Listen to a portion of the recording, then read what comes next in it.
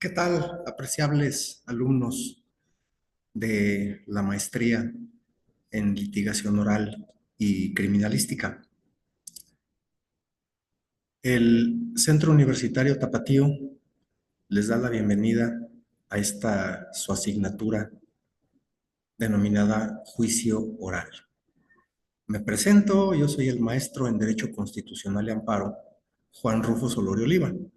Soy abogado litigante y voy a ser su asesor en este tiempo que va a durar la materia y espero ser de utilidad para ustedes. Como su nombre lo indica, eh, el juicio oral es una tendencia eh, ya completamente extendida a todas las materias del derecho en México, pero que cobra singular importancia en el proceso penal. Esto permite que los jueces tengan un contacto inmediato con las partes y que puedan resolver dentro del proceso, en el momento, cualquier incidencia que se presente. Para este caso, me voy a permitir compartir con ustedes el programa de la materia.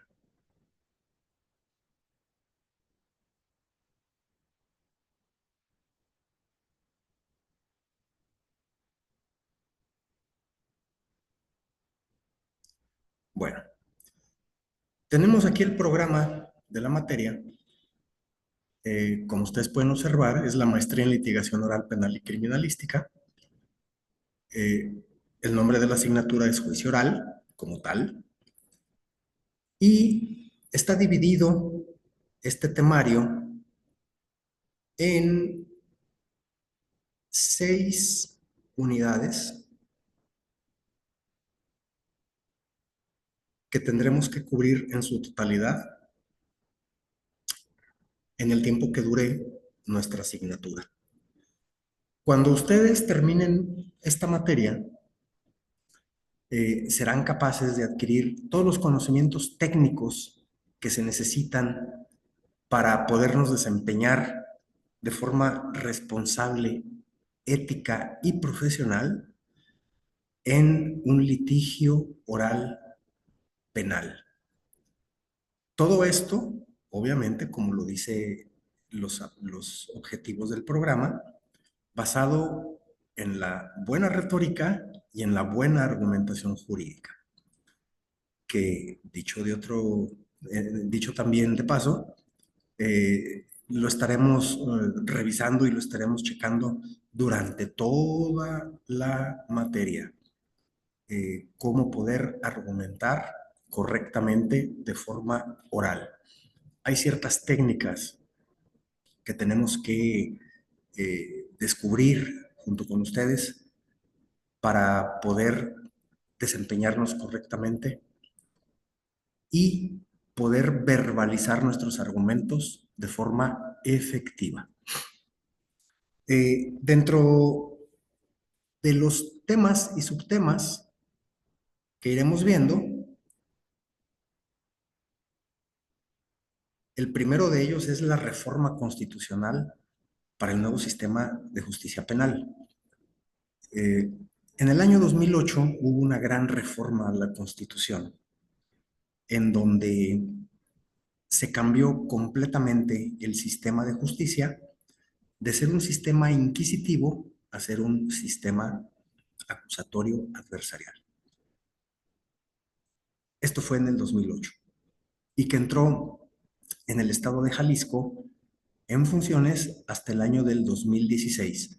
Ya veremos la vacatio legis, que fue el tiempo de transición al nuevo modelo, y si realmente todos los estados de la federación estaban preparados para recibir este nuevo sistema. Entonces, también veremos cuáles son los sujetos, cuáles son las partes que intervienen en este proceso, cuáles son sus particularidades, hablando del proceso adversarial, y cuáles son los principios en los cuales se debe de basar el juzgador para poder llevar a buen puerto un juicio oral penal. Nuestro segundo tema, los derechos humanos en el nuevo sistema penal. Miren, como ustedes bien saben, porque me estoy dirigiendo a abogados ya graduados, el 10 de junio del año 2011 hubo una gran reforma a la Constitución, en donde los derechos humanos pasaron a ser la piedra angular en donde la Constitución se cimenta. En cuanto a los derechos humanos en el sistema penal acusatorio adversarial, tienen un gran peso específico porque recuerden ustedes que ante todo se deben de respetar los derechos humanos no solamente del imputado, sino también de la víctima u ofendido. Y para esto tenemos que estudiar muy bien cuál es el marco teórico e histórico de los derechos humanos. ¿Cuáles son las generaciones de estos derechos humanos y su clasificación? Asimismo, vamos a analizar muy a profundidad la reforma constitucional del 10 de junio de 2011 en materia de derechos humanos. Y muy importante, ¿cómo es que nuestro sistema jurídico interno se armonizó o se está armonizando todavía de acuerdo con los tratados internacionales en materia de derechos humanos, sobre todo con la Convención Americana sobre Derechos Humanos, mejor conocida como Pacto de San José, y los restantes 200 y tantos tratados internacionales en materia de derechos humanos, de los cuales México es parte porque los ha firmado y los ha ratificado en el Senado de la República. Esta armonización es muy importante, tenemos que analizarla muy bien porque hay algunos sectores políticos sobre todo, no tanto jurídicos, no tanto de los abogados, que piensan y así lo externan, que esta armonización de los tratados internacionales con nuestro sistema jurídico interno, es decir, con nuestras leyes y con nuestra constitución, es injerencista, es decir, violatorio de nuestra soberanía. Y ya veremos en clase por qué esto no es así. ¿Ok? También tendremos que estudiar el sistema de protección a los derechos humanos, en este caso el Sistema Interamericano de Derechos Humanos, tanto la Comisión Interamericana de Derechos Humanos como la Corte Internacional de Derechos Humanos con sede en San José de Costa Rica, que son los dos grandes pilares institucionales de protección a los derechos humanos en América. Esta unidad a mí me produce especial emoción porque como maestro en Derecho Constitucional y Amparo, los derechos humanos forman parte intrínseca de mi formación como maestro, de mi formación como para obtener el grado de maestro. Entonces, ese sería nuestro segundo tema. El tercer tema sería el desarrollo de la investigación inicial o preliminar. ¿Cuáles son los tipos de audiencia que se llevan en un proceso oral penal?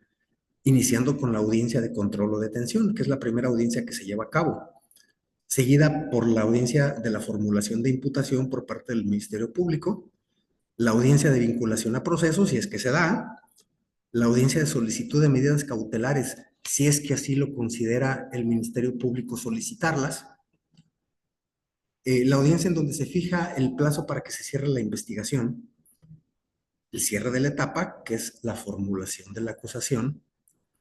En su caso, se aplica la solicitud de sobreseimiento o de suspensión del proceso. Posteriormente entraremos a la etapa intermedia o de preparación a juicio, en donde tenemos como elemento sobresaliente a las pruebas. la teoría de la prueba, el descubrimiento de las pruebas, es decir, exhibir nuestras pruebas ante el juez, la coadyuvancia en la acusación por parte de la víctima o el ofendido con el Ministerio Público, qué partes intervienen en esta audiencia y cómo se desarrolla. Al final haremos un simulacro de esta misma audiencia.